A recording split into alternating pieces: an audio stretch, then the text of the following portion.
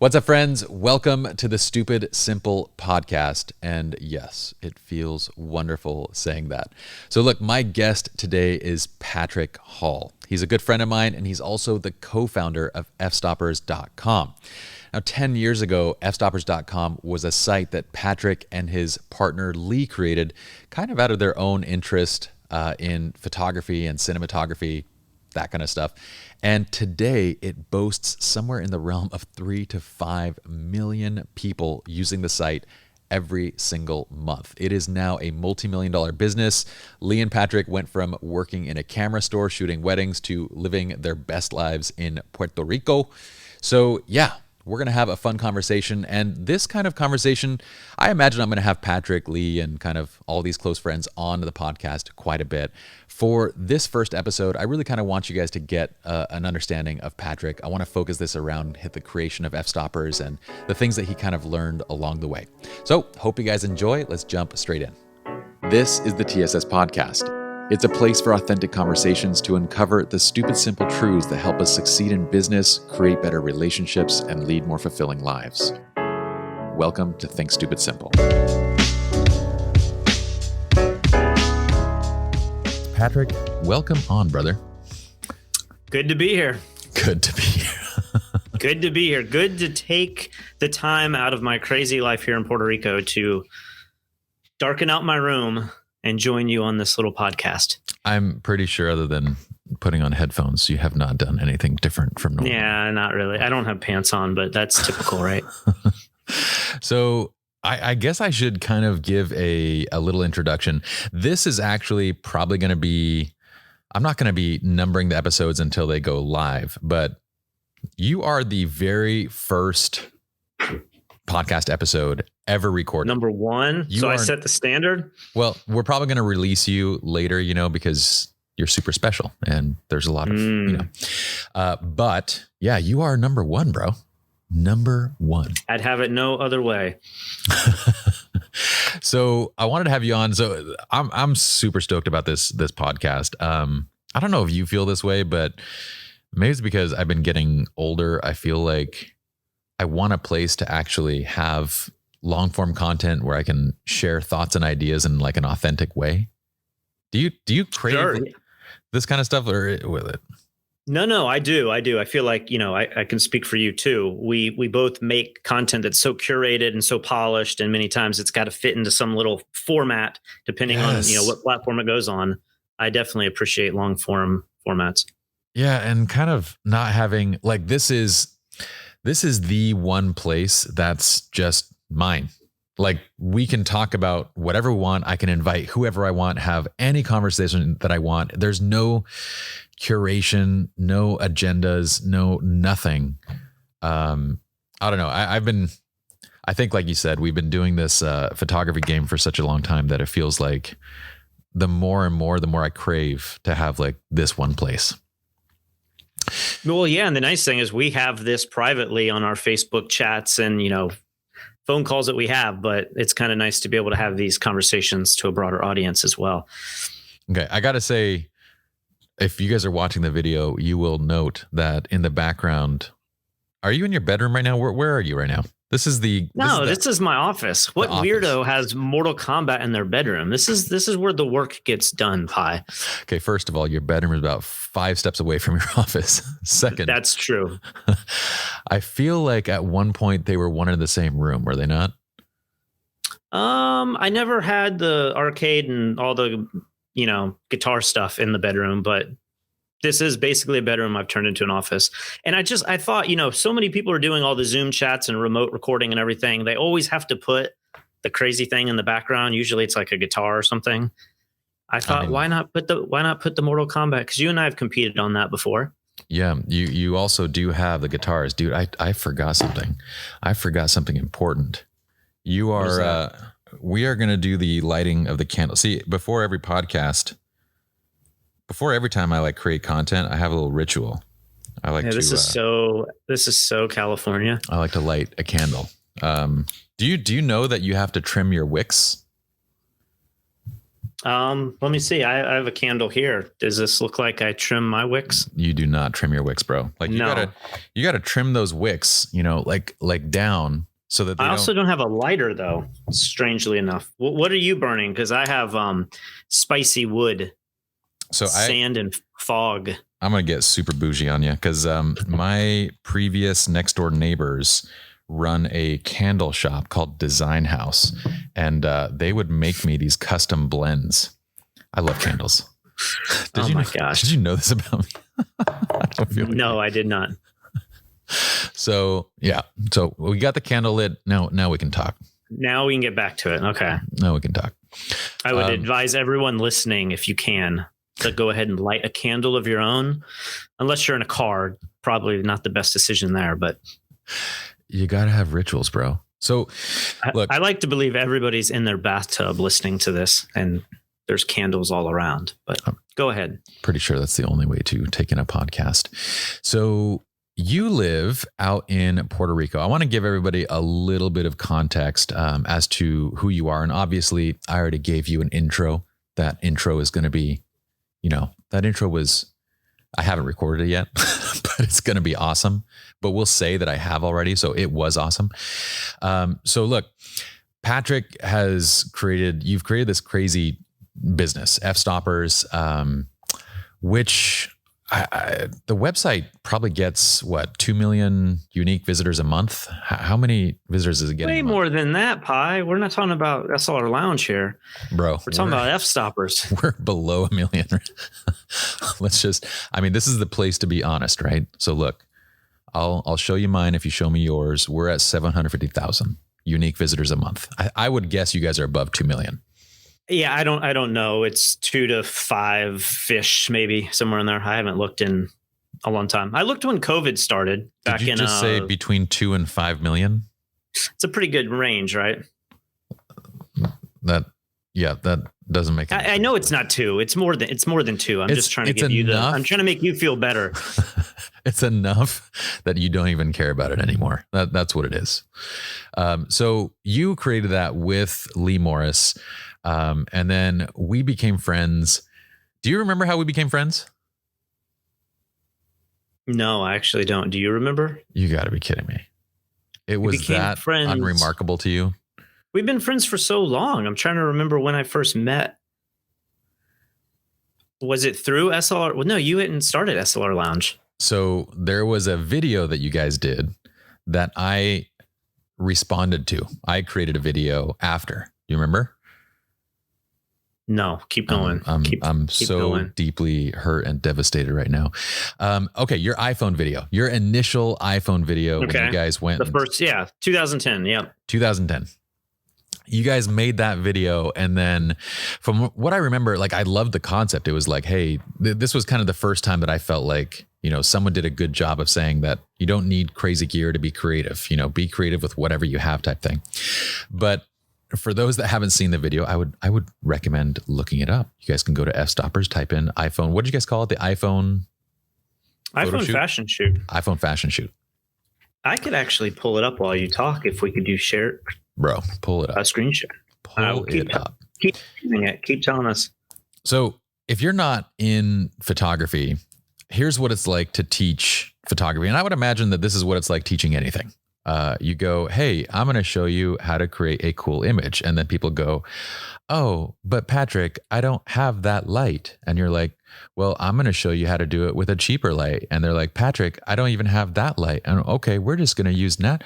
But Patrick, I don't even have a camera. So do you not feel that this is how it is to teach? Yeah, exactly. Okay. So you guys make this video. You create these really cool images. I have it sharing if you want to cut to it, but yes, I don't know. We can see it right now. We can see it right now. Okay. And Lee. This is back when young Lee Morris had hair. He's so young. Oh my gosh. Look at that phone. Dude. Doesn't that look crazy now? I'm just still looking at Lee right now. Now the phones are like an iPad. Lee looks like he could have modeled back then. Now, no, not so much. But so you guys make this video and it's really cool.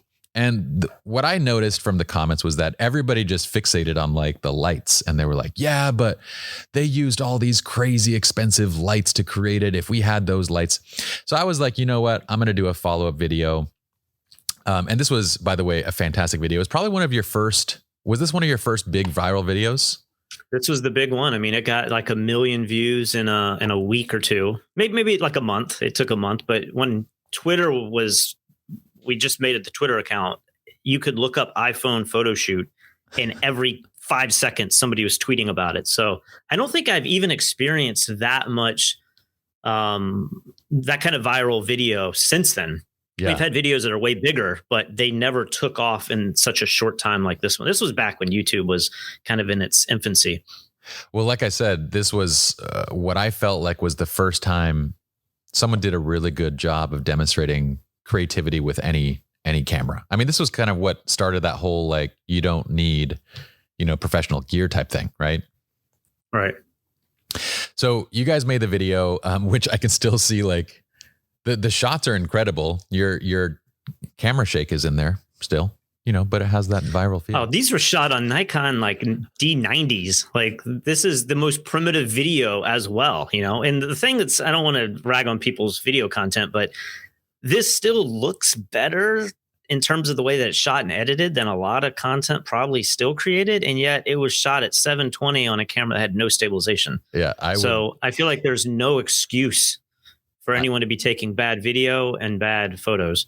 I wholeheartedly agree. And part of, I mean, the lighting and the way that it's shot and the angles and everything is fantastic. The content itself is just great too. And I made a follow-up video to this, and that was where we said, essentially, I'm going to go out and we're just going to use natural light and some reflectors, and we're going to follow up with Lee and Patrick, and we're going to do the same thing. I remember that. Yep. And then after that video went up, I think you guys featured it, and we got in touch. So we kind of stayed in touch from there, and then the rest is history. iPhone cameras, they brought us all together, and now I feel like you come down here to Puerto Rico as much as anybody. I mean, you've been down here like 3 or 4 times now. I love Puerto Rico, man.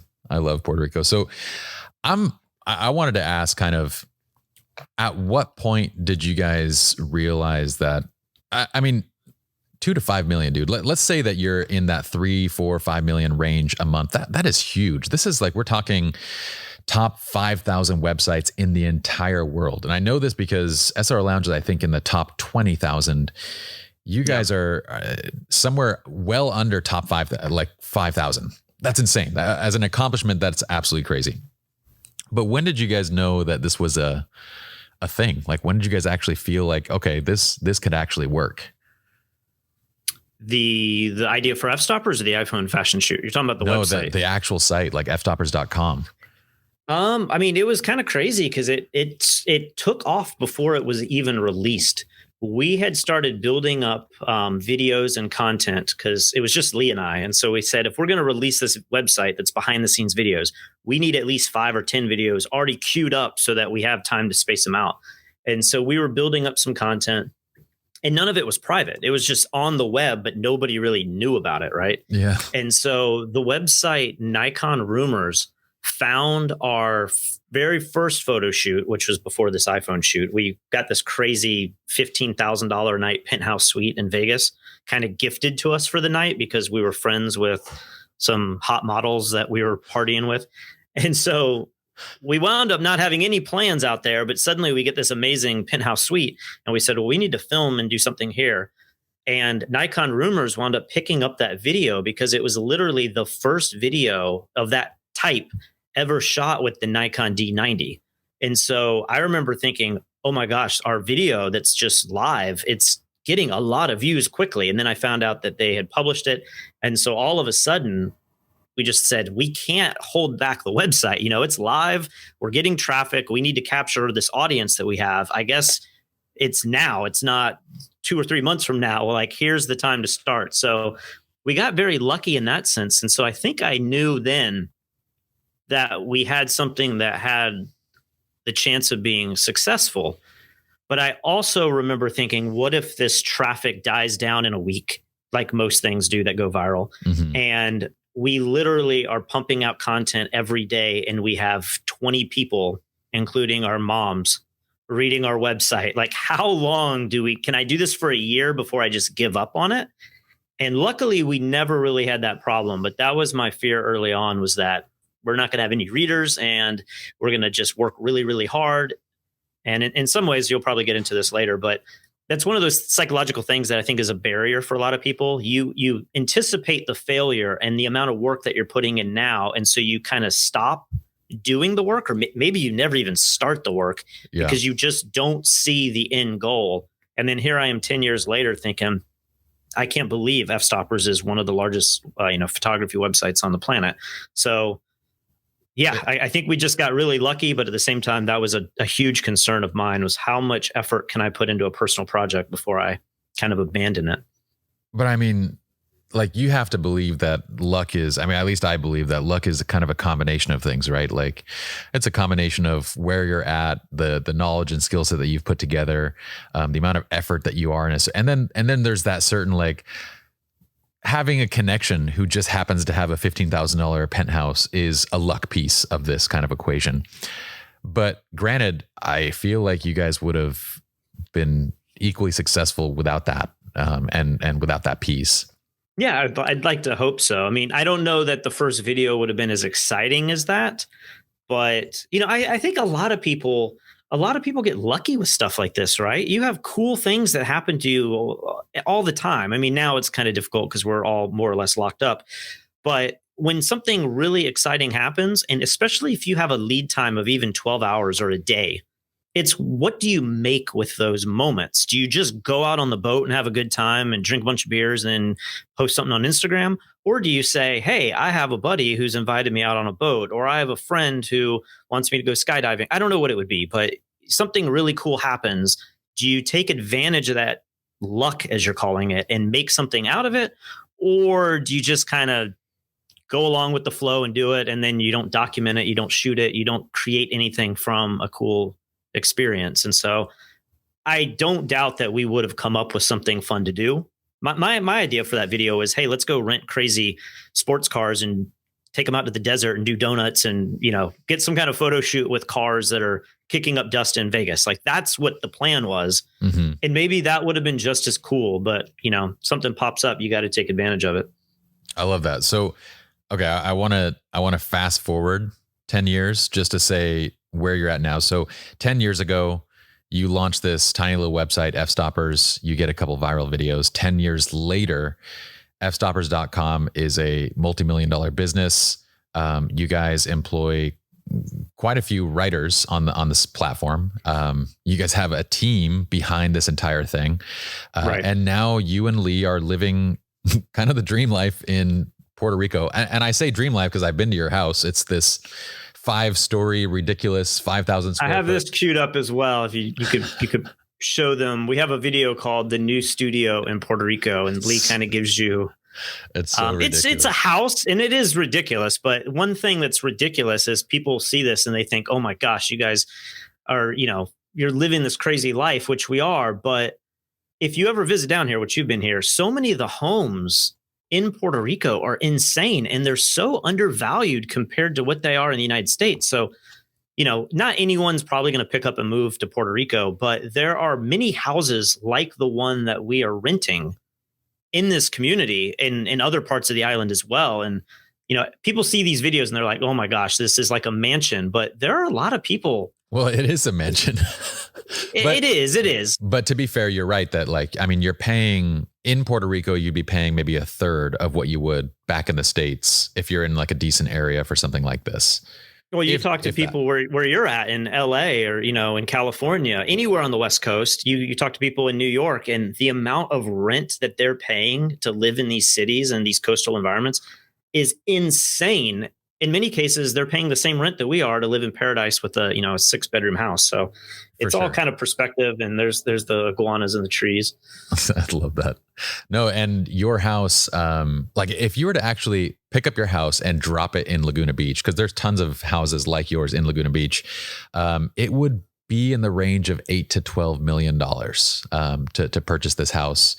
But out in Puerto Rico, I think you can buy them for like 1 to 2, right? Granted, I feel like it's not a fair comparison because you do have Right. trade-offs, living in Puerto Rico versus in other more. There's a lot of trade-offs. Yes, that's putting it mildly. But yeah, we like to look up real estate, and I'm renovating a part of my house in the United States. And so I always like to know how much things cost.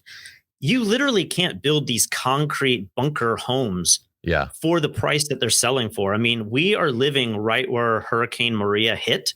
Yeah. And so these homes had very, very little damage because they're made all of concrete. All of the windows in these homes are all, impact resistant. And they're up to, Broward County standards in Florida. They could withstand category 5 hurricanes. And so literally these homes right now are less than what it would cost to build them from scratch, significantly less. So it's a pretty wild place when you look at the real estate here.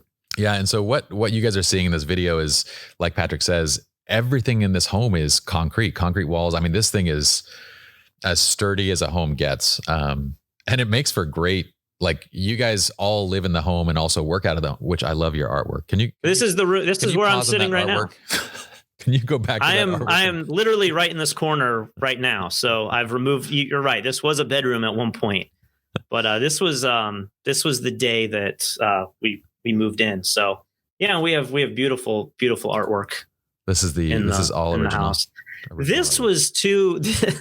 This painting was too big to move. So a lot of the art and like that couch, we've changed out a lot of the furniture, but this had to stay just because it's such a conversation piece, right?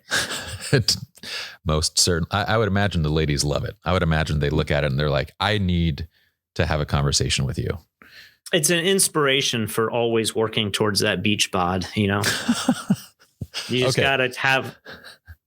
So you guys are 10 years later living, I mean, what pretty much anybody would describe as a dream life. I mean, I envy the lifestyle that you guys have, and I have a fantastic lifestyle personally.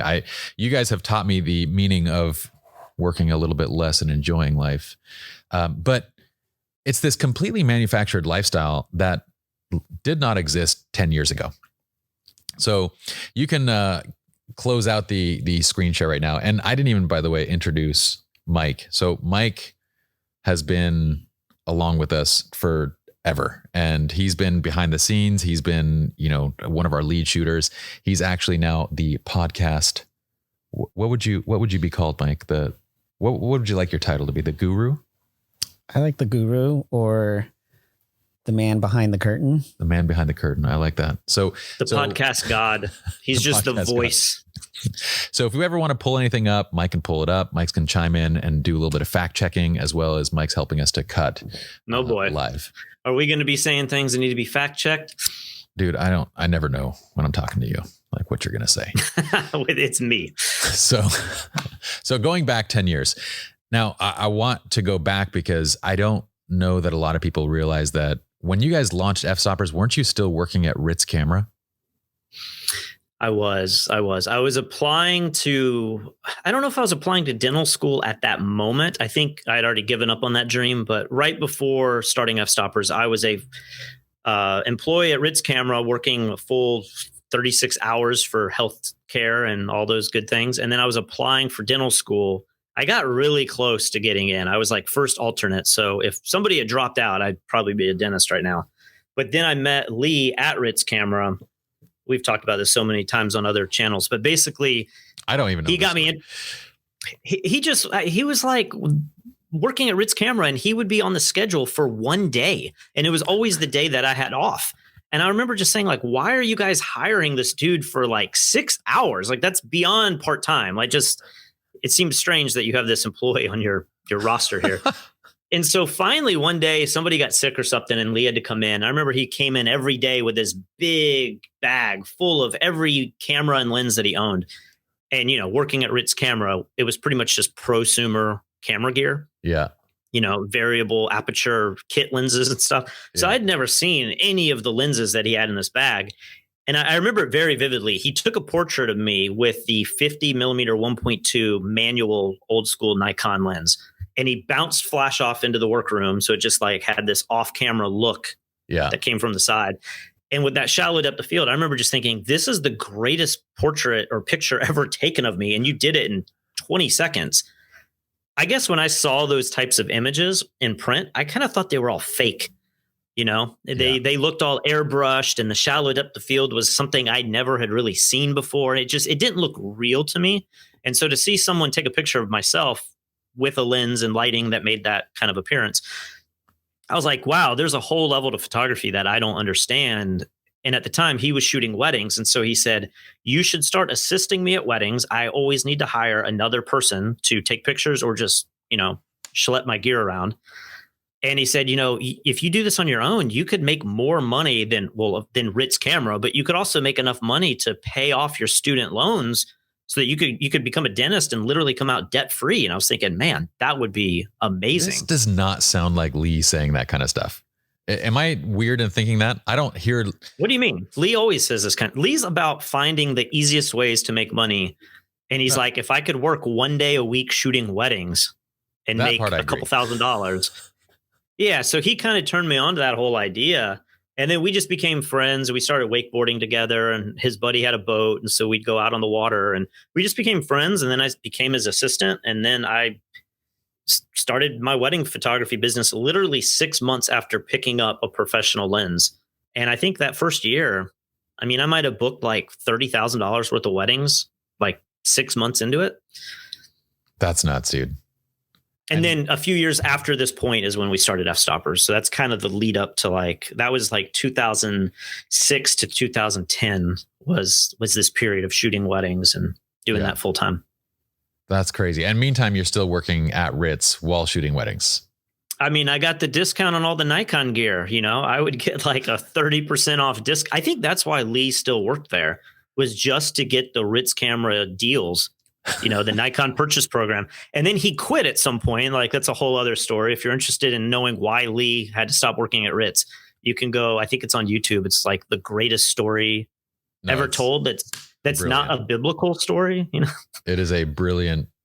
When I hear these stories, I don't feel like the best writers in Hollywood can't make this stuff up. You guys got to go and actually listen to this. What is that video called again? You can just look up the Ritz Camera Chronicles, and I think the final video leads up to this crazy story on how Lee got fired. But he got fired, and then he still used me to buy the new lenses for 30% off. So Lee has to essentially quit, and I'm not going to ruin it. I want everybody to actually go watch that video, so I'm not going to tell you guys what happens. But what I never learned after that was, when did you make the exit from Ritz? You can actually go on YouTube, and here, I have it pulled up. I won't make you play it or anything, but you can just see it's the greatest story ever told, how I was fired and banned from Ritz Camera. We flew in one of our Ritz Camera employees that we have not seen, coworkers that we had not seen in like 20 years. I don't know that he added all that much to the storytelling, but we just wanted to make sure that you guys knew we weren't making this up. We needed somebody to justify. Right. So I got fired. If you look up Ritz Camera on YouTube, you can actually, it's the top video for Ritz Camera is a video I made of me getting fired because we were out on the water on a boat, and my manager calls me up. This is all like 2008, 2009 when the recession and all that was happening. And he's like, I have to let you go. And I was like, man, okay. Like I had a horrible reaction. It's not like a funny video, but I put it online, and it became the most viewed video, or at least the top ranked video for Ritz Camera as a corporation, which is kind of sad. Wait, so what was it? Just the economic downturn they let you go? Was that a firing, or was it you were? I wasn't fired. I was let go. Yeah. Okay. They just had the worst business plan, and they had all these horrible managers that would tell their employees to do things so that the numbers look good, but the numbers weren't really a true depiction of what was going on in the company. So if they said, oh my gosh, we're selling all of these prints, they may not have been selling those prints. They were selling something else, and they were just acting like they were selling things. And this was so widespread throughout the company that long story short, the company was just very poorly managed. And then I think when the recession came and people lost their jobs and didn't have disposable money to buy cameras and all of that stuff, it just was a domino effect where the company eventually laid everyone off, became leaner and meaner, as they quoted, and then eventually just had to call it a day. Yeah, well, when a company is making money hand over fist, you can kind of afford all these inefficiencies. And then as soon as you cut away 30%, 40%, 50% of revenue because of a downturn, then all of a sudden, all those inefficiencies become very painfully obvious. It sounds like you're talking about what's happening today. It is repeating itself. I feel like we're on a 10-year loop at the moment. Right. But yeah, this is exactly what's happening in 2020 is this same cycle. But interestingly, we actually started our business too. We started Lineage Ursa off the cusp of the 2008 recession. So our first year in business was 2009, the worst of the economic recession from the mortgage crisis. So I almost feel like it's a good thing to start up in lean times because you kind of figure out how to run a business when it's difficult. And then when things get difficult like they have this year, you kind of lean back on this is how we used to do things and we know how to navigate these waters type right. thing. So my next question then would be, and sorry, I have a lot of these. This is a conversation that I've wanted to have with you forever, but we usually don't get the time. So I'm curious whether you feel like Fstoppers would have been Fstoppers. Would it have been as successful if you were not fired from Ritz? I mean, I definitely think Fstoppers was started in part because Lee and I had so much free time. Yeah. When I was working at Ritz, I mean, I was hustling. I was working a 36, 40-hour day job.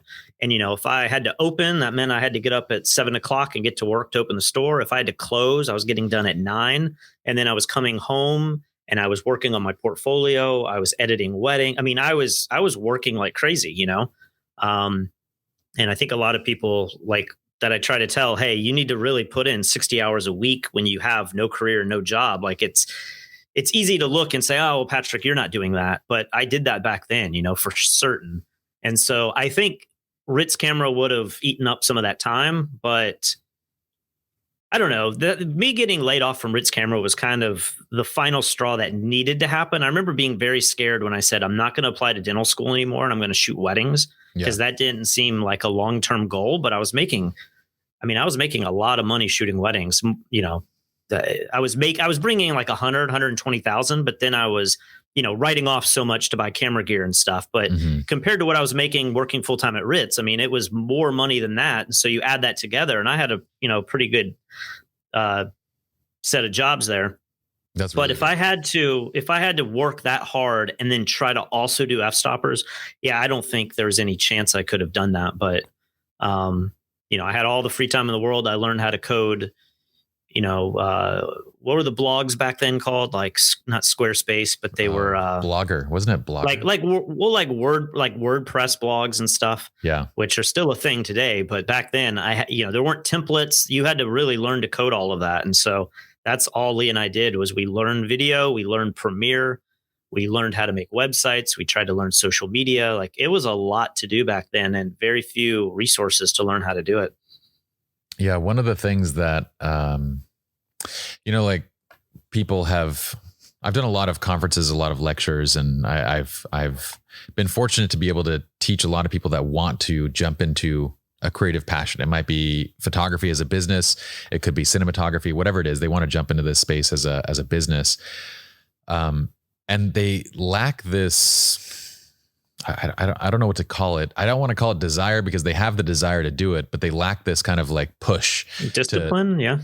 It's the final step to like say, I'm going to leave my job. I'm going to go and do this. I'm going to jump in 2 feet in kind of thing. Right. And instead they kind of just perpetually formulate a plan. Have you met these kind of people? They just kind of are always perfecting the plan, but they're never actually doing it. Yeah, I feel like I kind of fall. I think I know where you're going. I kind of fall in the middle here where I'll let you finish your thing, but I don't know that it's smart to just jump full blown into something and like it's sink or swim, because that's not what I did. I always feel like have the income and then the free time For sure. and then transition into that. But I think I know what you're saying. A lot of people have these great ideas. We actually have Mike Kelly staying in our house right now. He's an architectural photographer that we're all good friends with. And he's just always saying like ideas are worth nothing. Like so many people say the idea is it's $1 million idea. And I heard him saying this earlier this morning. He's just like ideas are worthless. I agree. Executing the idea and making it something that is where the value is in. And so 10,000%. I agree with that. I mean, and I'm with you on the side of like, look, you should put together a plan. You should have, like when we started our photography business, I had a runway. I had, 2 years of savings. We had a plan of what we were going to do. We kind of had a rough idea, but then at some point you kind of just have to press the go button, and you have to accept the fact that, hey, your initial products, your initial releases, it's not going to be the best of the stuff that you're going to be doing. The best is kind of yet to come. But I have a lot of people that kind of want to refine this plan down to perfection when they haven't actually done anything yet. And they just perpetually refine. And the thing is that even with a perfect plan, when you launch, it's still likely that your product's going to suck until you figure things out. So you guys get this website up. And as far as I know, there's not really a plan on how to monetize this yet, right? We didn't even start it with that intention. I mean, we ran Fstoppers for a good 2 or 3 years with zero income coming in. I remember like year 2 or 3, I was like, maybe we should like enable Google ads. Maybe we have some videos now that have gotten 1 million views. Like maybe there's, I thought, oh, there's all this money in YouTube views. And so I was like, we should probably turn that on. And I remember turning that on, and we built a couple ad spaces on the website. Yeah. And I remember signing up for, I think B&H's affiliate program. Yeah. We're constantly talking and linking to gear. And I was like, maybe we can make hand over fist money, like you said, with these affiliate programs, which, I don't want to say you can't make any money with an affiliate program, but it's not like life-changing money or anything. But for sure. We had no intention of monetizing it. I just really, the truth be told, the reason we started Fstoppers is because we had so much free time on our hands, and neither one of us knew how to film and edit video. And we were both interested in that. And we kind of said, if we could hold our feet to the coals, like, having a website where we're held accountable and we have to do something every week will force us to learn this. And maybe Fstoppers will be a complete failure, but at least a year from now, we'll know how to create videos. And maybe we go on and try to make a feature film or, videos just for YouTube or something different than photography. But that's kind of our mindset back then. That's so interesting. So do you feel like a big part of what Fstoppers was essentially what you guys wanted to find yourself? I mean, I would imagine the process of researching and learning and doing all this stuff, you guys are probably looking for good pieces of content. Was Fstoppers essentially, hey, this is what we like and this is what is helping us? Yeah, I mean, I was still learning to be a photographer, so I was consuming all of this digital content to begin with. And I just remember thinking, David Hobby had Strobist, and we all read that kind of religiously. And Strobist released an article once or twice a week, and it was always in written form, and it was always from the perspective of David Hobby, and it was great information. You may not have loved his photography, or you might have thought his photography was, groundbreaking, but it was him. It was just one guy, another photographer that comes to mind is David J. Everyone knows him in the wedding world. I don't think he has a good reputation anymore.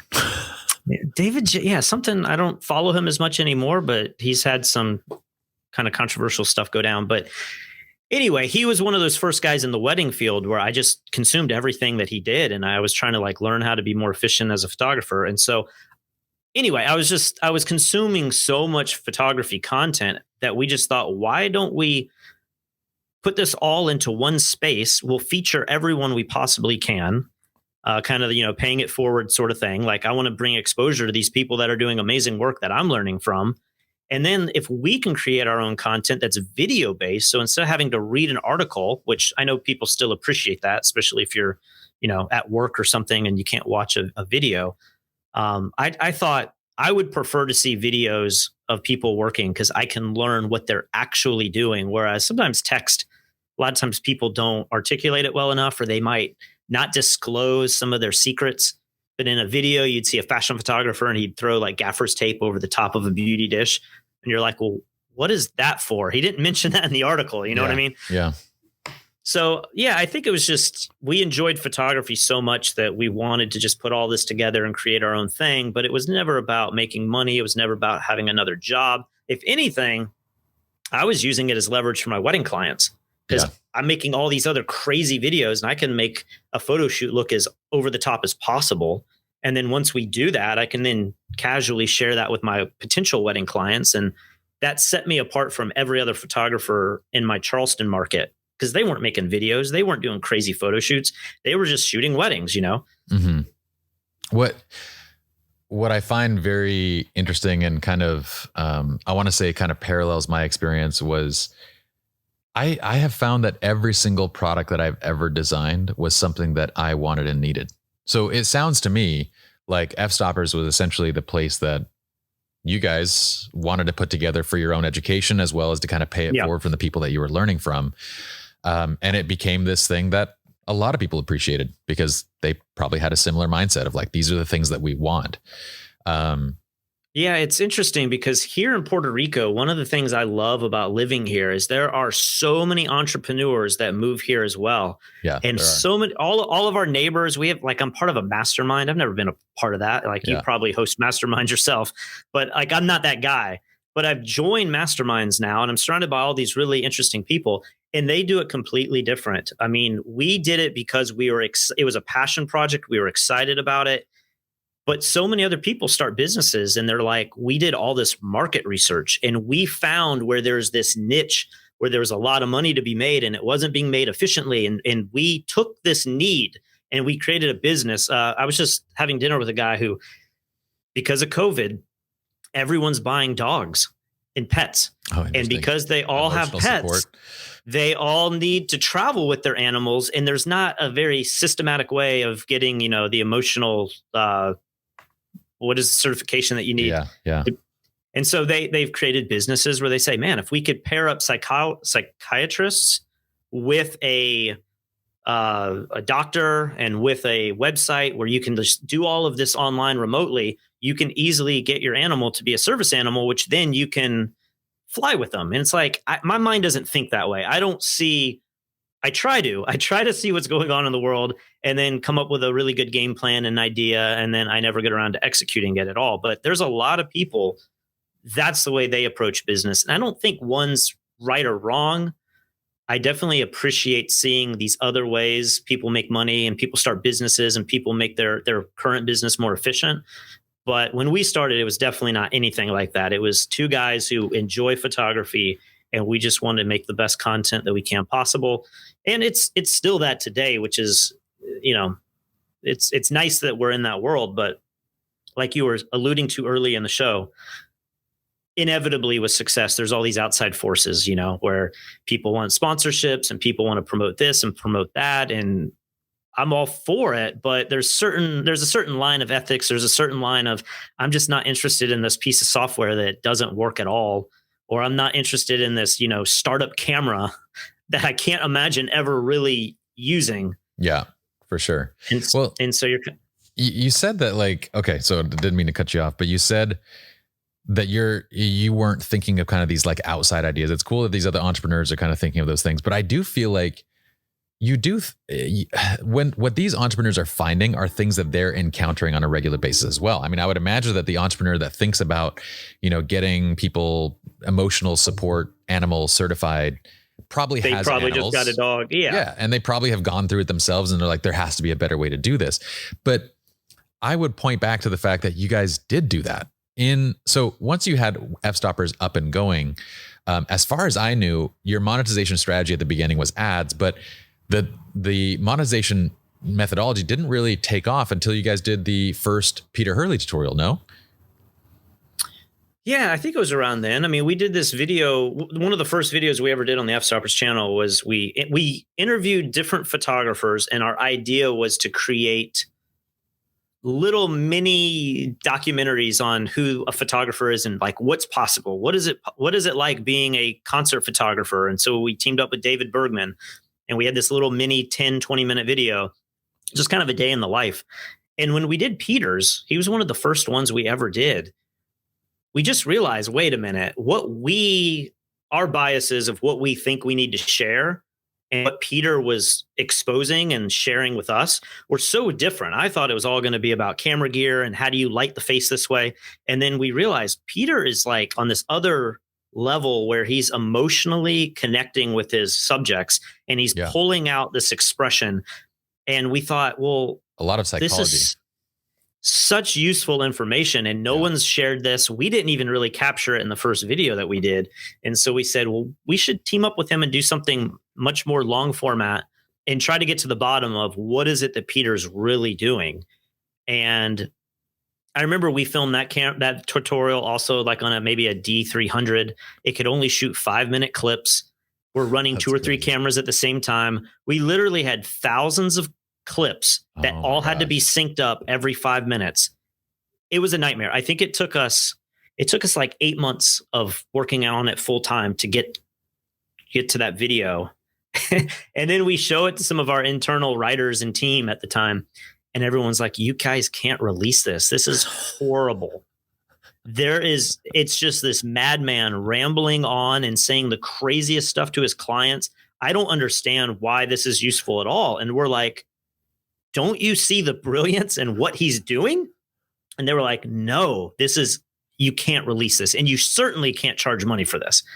And so Lee and I had to have this real like gut reality check and say, is this good enough to release? Maybe we need to go back to New York and we need to film Peter again and have him inject his like off camera thoughts on, hey, you're seeing this guy struggle in front of my camera, and I can't say this in front of him, but let me very simply tell you what's going on. And so it was kind of like a confession room.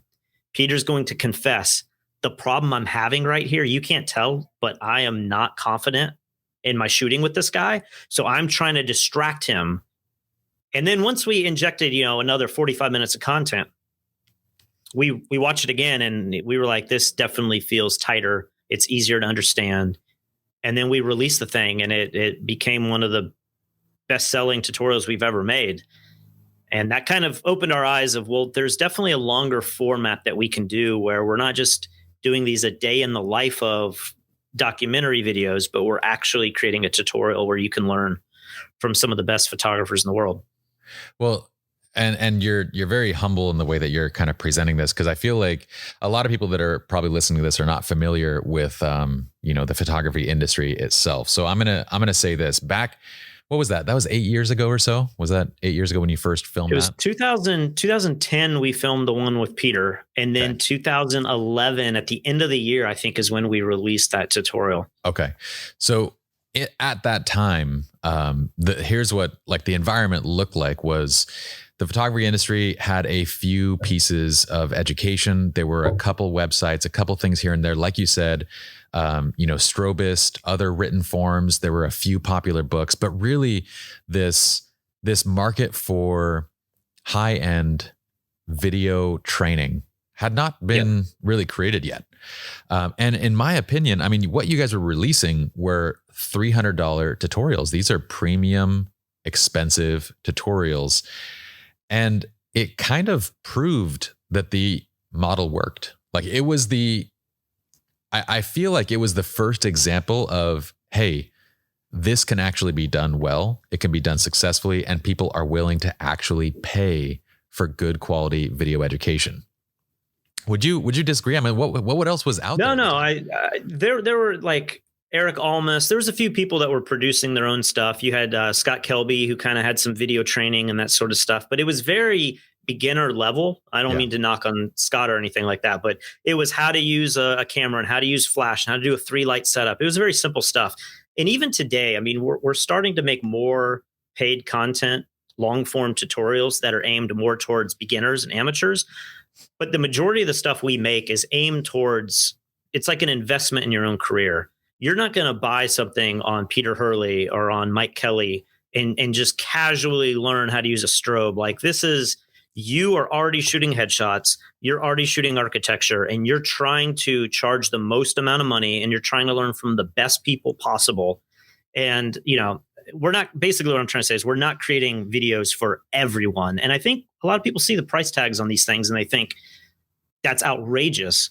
But in my mind, I've just always felt like to get the inside look and the personal experience from a very successful photographer for $300.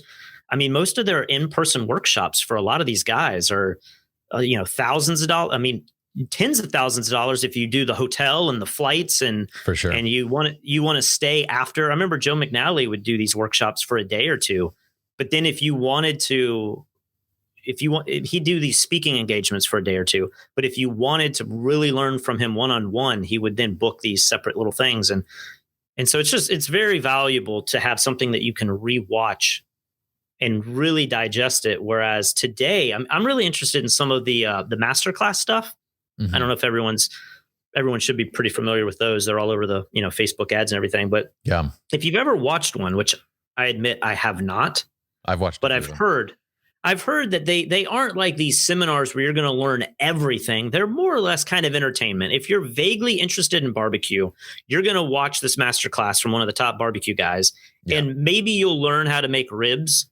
But it's more or less you're investing in, I want to be really entertained by one of the top guys. And if I take some knowledge from it, great.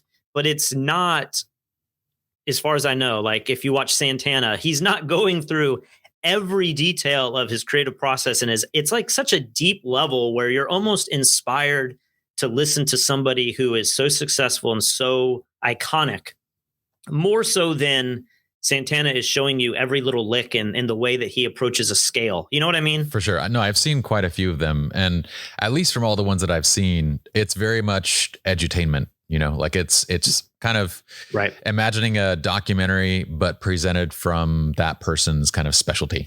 Like it's not an in-depth, like you guys are creating in-depth courses. And that's what we create as well, as in-depth courses that go through the nuts and bolts of something. But I kind of find it crazy because I don't know that people realize the kind of the profound impact that this had. When you guys released that was really the first time up until that point. See, most people, including ourselves, were creating content on their own. So you'd have the Scott Kelbys, you'd have the people. I think Scott Kelby might have been one of the only ones that was inviting other people onto his platform.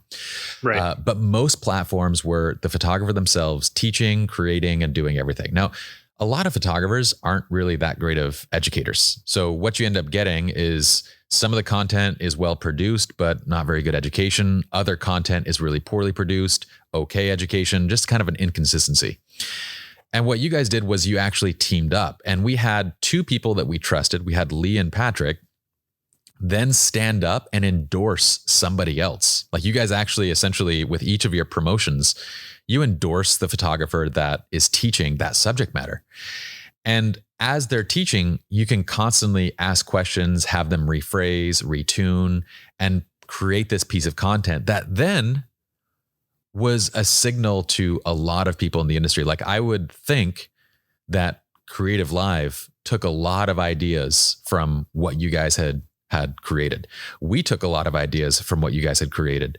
Then you have other companies like RGG EDU that almost kind of directly replicated what you guys had created. So it was this very interesting kind of moment in the industry where people thought, hey, the Fstoppers have just proven that this is a possibility, and everybody took it and ran with it. Now, the interesting part was none of them could replicate the actual community that you guys had built. And that was what I felt like was your guys', it's always been your guys' special sauce, was the community at fstoppers.com has always been growing and engaged and active, as opposed to most of these other places that were just sort of premium education. Right. So, I mean, it's difficult to distill this down, but is there a way, part of, the Stupid Simple podcast is making these kind of significant moments in life, kind of breaking them down into something simple. So if you were to look at this community, the Fstoppers community, what do you feel like has made it so popular? Like, why are people so engaged?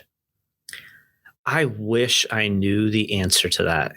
Now, now we're in a world where I feel like our community is very different than it was 5 years ago. And it's kind of, I don't want to knock our community, but I think this is just the internet in general. Everyone is so divided, especially politically. Everyone's so divided on some of these, musicians and photographers have kind of always been this way. If you're in a band and you go see another band, it's like it's us against them. And I feel like photographers are like that too. And it drives me crazy because it becomes very, cynical. It becomes very combative. Very tribal. And right. And so that part of it really drives me crazy. But at the same time, maybe that's kind of what keeps these communities going. I don't know, but I feel like 5 years ago, everyone was a little bit more positive. And then now I feel like people have kind of, oh my God, like we have this post that we're doing. I could probably show it here. I was going to ask you about this, where Lee and I do these shoot offs, or, Mike Kelly and I do these shoot offs, or, whoever. I have participated with you in these shoot offs. Don't you forget this. You've been a part of these shoot offs. And, people will look at these images and, like I said, you might have 20 minutes to pull off something. It's not like it's not like this is some huge production and you've thought about this and you have a team and it's like you're going to produce the highest image of photography. But you have people who are just like, oh my gosh, there's too much strobe light, or there's the location looks horrible, or whatever it is, and it's a weird, maybe I'm going off on a tangent here, but I just feel like the community is strong and it's big and it has a voice. But at the same time, the voice sometimes it's kind of nice to drown out all of the voices and everyone's opinions and kind of just do what you want to do. I think you need to pull up the because you and Lee just did one of these challenges, right? So let's take a look at these images here. So can you? This is the new one. Okay. I won't tell you who shot what. I know exactly who shot what. But this is the newest one. We're trying to get people to answer which one of these is their favorite, and then which one do they think Lee took and which one I took. But well, first, there's a twist involved in here that I can't disclose yet, but we will reveal it in a few days. I gotta say, y'all stepped up your game. I feel like these? In the challenges that we did, and I would say like none of our images were that great in the challenges that we did. That's the thing. That's my point, though, is like I challenge so many people who say, man, these are both horrible, to just go out and create something in like even an hour. Oh, for with sure. Very, very little prep work, where a model is handed to you and maybe even the camera gear is handed to you. And it's a lot harder than what people think. And I enjoy putting this out there because it's a challenge for me, and I've learned to just disregard some of the haters, but it's a different type of skill set. And then to have to film, be on camera, and then also in many cases teach what you're doing, it's a whole different level of of production. For sure. But I mean, so, okay, a few thoughts on this side. We would be hard pressed to get 45 comments on any post on our website, unless it's something like pretty controversial. You guys have 45 comments on there, and I know a lot of them are going to be negative. Everybody is this like stay-at-home armchair expert type person who's like, I know the exact mentality. They watch these videos and they're like, that's the best you could do. Oh my goodness. Like if I was in that situation, first of all, for those that are watching, when we've done these challenges, do you remember how much effort we all put into like trash talking each other? Just like downright dirty, just shit talking nonstop. You're not even thinking about taking the photograph. You're thinking about what can I say, or how can I give a rebuttal to something that was said to me. It's pretty stressful. I remember, have you ever been out to Gulf Photo Plus? No, I only saw your guys' video from it. Gulf Photo Plus is this, I guess nobody's doing anything right now, but they're a workshop out in Dubai. And at the end of the week, they have, they probably have like 20 or 30 photographers that go out there, and maybe it's not that many, maybe it's like 15, 20 photographers. And then everyone can take classes and workshops. And it's this really, really cool experience. It's one of the greatest. If you've never done Gulf Photo Plus, you need to go out there and do it once. It's absolutely amazing. And then Dubai is one of the coolest cities in the world. And so at the end of this workshop, they have 3 of their most well-known instructors go head to head, where they're given a concept, and then they come up on stage in front of a live audience of hundreds of people, and they have to perform a photo shoot with that theme. It could be a person, it could be a theme, it could be something very abstract. And I've luckily never had to do this because it seems you can just feel the tension in the air. But it's very much like that, where, hey, go up against two other really great photographers and in 20 minutes produce something. I think they do like 10 minutes, produce something where, and then they have the hecklers, you know, they have people in the audience like Greg Heisler, Nonstop. like really well-known photographers heckling you. It's, you know, what we're doing is nowhere quite as intense as that, but it's very similar in a lot of ways. Oh, for sure. I mean, anytime you have somebody interrupting your creative process, interrupting your thought process, it's difficult. Like, it's difficult to just sit there and try and direct a subject and do this. But here's the thing, dude, is that people do this in every single arena. I mean, how many people watch sports and they're like, oh my gosh, I can't believe Kobe missed that shot. If I was shooting, why is he running up the middle? Shot. Yeah, why is he running up the middle? How come they couldn't defend that? And then you watch like MMA, where like these guys and girls are literally in their underwear trying to kill each other, and they are good at it. And you look at the comments on like social media, and people are like, dude, you got to stop being such a pussy. Like, only a pussy takes that kind of shot and goes down. And you're like, this is coming from some dude. And it's usually almost always the guys. I don't find girls doing this kind of crap online. It's the guys that are like, you got some overweight guy sitting in their chair at home critiquing the person that's up and doing something. But here's the thing. I would argue that it's a good thing. I would argue that conversation, that negativity is actually a good thing. And I actually sort of have proof for it. So on my TikTok, there's quite a bit of engagement and quite a bit of stuff going on. And it's usually, and almost in every single case, someone will post something just trolling, just like, I can't believe you think that this. And I'll say, looks like 9 of you have liked this so far. And I'll leave that comment right early on. And then all of a sudden that comment will just blow up. And this comment just becomes its own viral piece of this overall video. And so I would argue that these people saying what they're going to say is a good thing. People trolling is, I mean, you reading it is not good. Don't go and read it afterwards. But I would argue that they're the people that other people who are like, hey, no, you don't know what the hell you're talking about. Let me chime in. They're the people that are going to create kind of sort of virality behind these posts. And I think there's no better place to see that than in our political world right now. I mean, right now, as we're recording this, we're kind of in this post-election cycle where it feels like Donald Trump's kind of at the end of his chance at trying to like prove the election was stolen in some way. Yeah. But everything I have this habit of checking Twitter every morning and then every night just to see kind of what's happening. And unlike Sunday, it's always NFL stuff, right? Yeah. The NFL owns Sunday all day long. But on any other day, I mean, you'll find the craziest stuff that pops up. And so much of it seems so benign and silly and like whatever. But because people love it and hate it, they've allowed it to kind of get to this boiling point where even I find myself reading stuff and being like, oh my gosh, like Tucker Carlson did what? You know?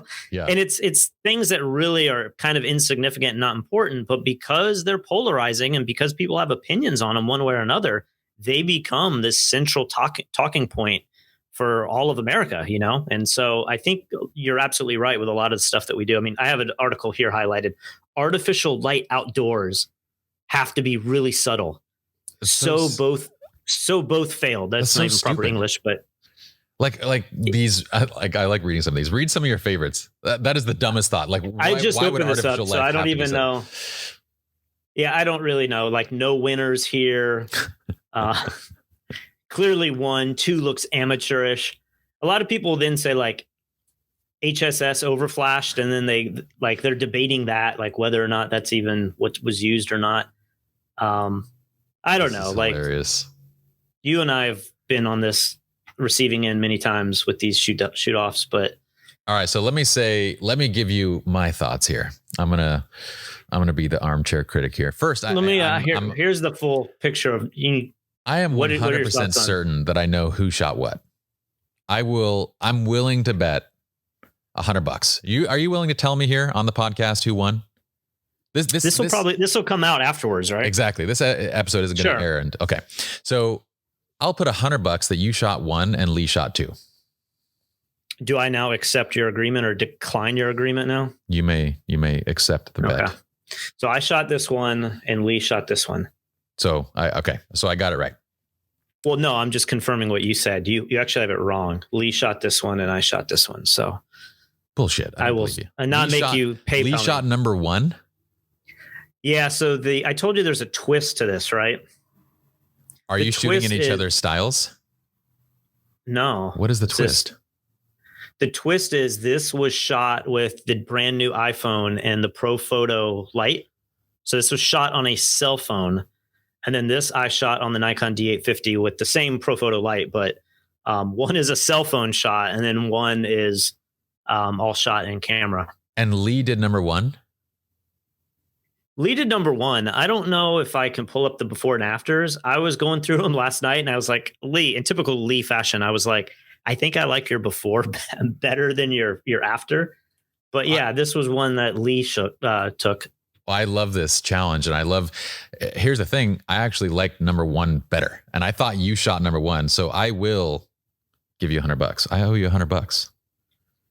Damn it. I can't believe I lost it. It's like a backhanded compliment. You're saying you thought one was me because you like it better and thought you like me better as a photographer. But I did not shoot number one, Pi. I thought number one was better because the usage of light was very subtle, very natural, and the way that it kind of chisels her out. I thought number two was Lee because usually when I see him shooting, he's adding a lot of flash and it's a very distinct kind of dramatic wide angle shot.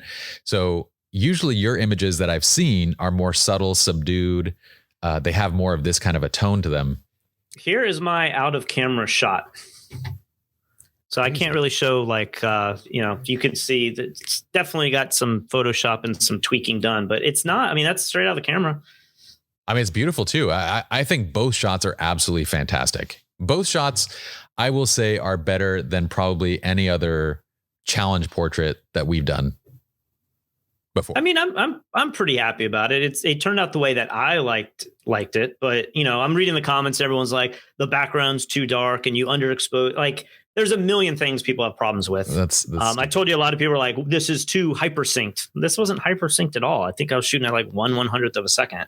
That's super. But I think I love the darker backgrounds. I love the way it's subdued. I love the editing. I think they're both fantastic images, to be honest. This one just looks a little generic. Like this kind of look to me, if I can talk trash on Lee, this just feels like a pretty girl at the beach and he just lit. There's nothing about this that seems all that crazy to me. Whereas this one, I was kind of going for that Ann Leibovitz advertising. Like if you had, some celebrity, like this might be the way they shoot them in this crazy over the top environment. It felt more like that for me, but maybe that's why people don't like it, is it feels too over the top. Well, now that you say that, I do see that. Like I would say that image number two is probably more like something that you would see like hit Vanity Fair, like it very much. And that's exactly what I was going for. I even picked, we picked the wardrobe. And so Lee went with this more hippie kind of soft dress. And then she had this and Lee was like, that's way too fancy to be outside. Definitely don't bring that. And then I was like, that's the one I want. So yeah, it's just two different approaches. Dude, I love both of these. And like, that's the thing is like, well, first, these challenges are fun because people get to critique and they get to, throw their opinions and crap into there. But the second side of it is like when you're actually creating a portrait for a purpose, you have a purpose. Like there's a goal. Like we're either shooting for an aesthetic that the client likes, or you're shooting for an aesthetic that's going to go to a publication, or you're shooting for something. So to sort of take that all away and to sort of like just leave it as like which photograph you like better, people have to understand that like that's kind of a very arbitrary choice. So don't read the comments, bro. Right. let me tell you a funny. This will be what is this called? Stupid Simple Podcast. The Stupid Simple Podcast. This is an exclusive only here, so you only hear this from me once. So after we complete this photo shoot, we shot this whole thing on the new Sony A7S III, the behind the scenes, like the video. It has this crazy eye focus that's unbelievable. You don't even have to focus anymore. The camera just Sony focus always locked on. So we filmed the whole thing. Each one of us had like 10 minutes to shoot. This wasn't like, hey, we only have 10 minutes and we really had an hour. We literally shot the whole thing in 20 or 30 minutes. We get back. Mike Kelly gets here. We set up everything to film some stuff we're doing with him. And I go to edit the video the next day, and I'm like, there's no video files at all in the folder. Oh, no. And Lee is like, I've already formatted and started filming on the Sony camera with the memory card. It uses some crazy memory card. And so we start looking into it, and the shoot is completely gone. No. So I have to call the model up and be like, will you drive back down here? I'll pay you again. And we essentially have the images, right? If you watch this video on our channel, all of the B-roll and the whole shooting, everything you watch was filmed a week later, all faked. Maybe Lee did take some new pictures. I don't know if he used them, but like my image was taken before. And so like when you see us all shooting, like it may not be the images that you see. It's the same exact situation, but we lost all of the video footage because Lee did not download that card. I think that was the greatest mistake he's ever made. Like he's never lost any kind of footage like that. But then, he lost. It was actually 3 shoots. A lot of times we bring people in and we do multiple shoots in a day just to make it, efficient. So we had to go back and like fake all of this stuff. So that's what I did yesterday. Fortunately, this isn't like a wedding or something. This is something that you can actually recreate. But we were saying that it's just for us. If you did this on a commercial shoot or game over. Dude. Yeah.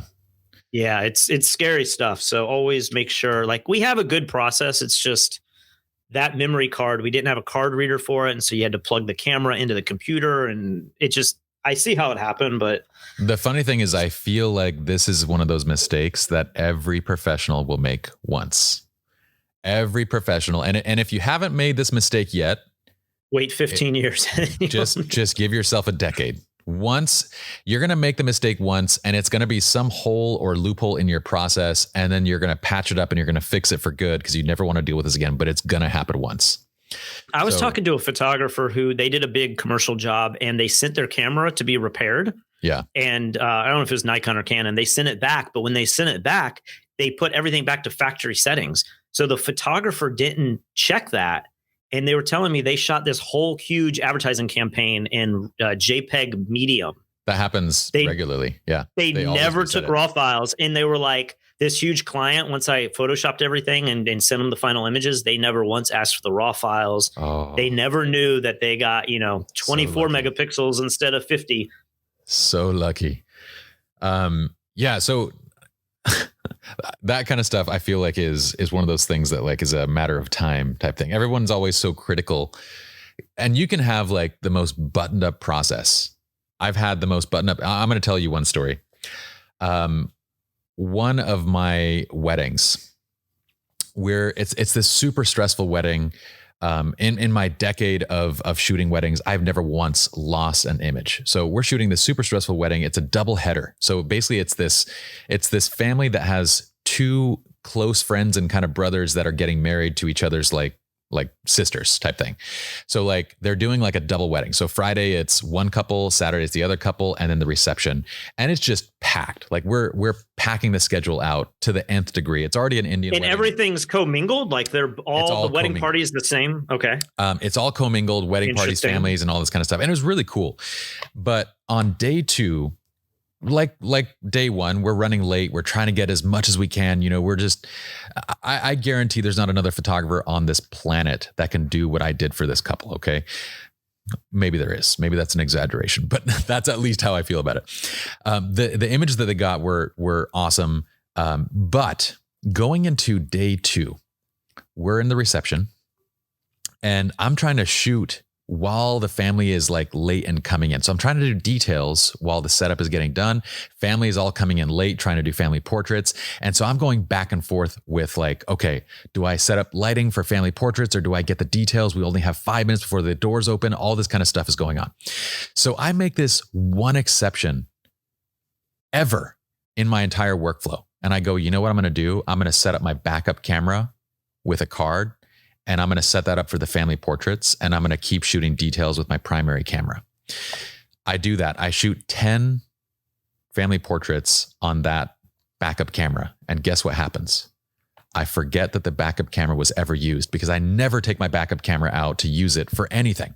I never load it up with anything. So the card that remains in there eventually just doesn't hit our data management process, and it eventually gets formatted, and we never. Gosh. So out of they received, I think it was somewhere in the neighborhood of like 2,500 incredible images. This wedding was published everywhere. They had 4 different family formal sessions essentially throughout the entire 2-day process. So all they're really missing is 10 images specifically of them in a certain attire. But those same people were documented in other clothes and other things. Like they had plenty of formals throughout both days.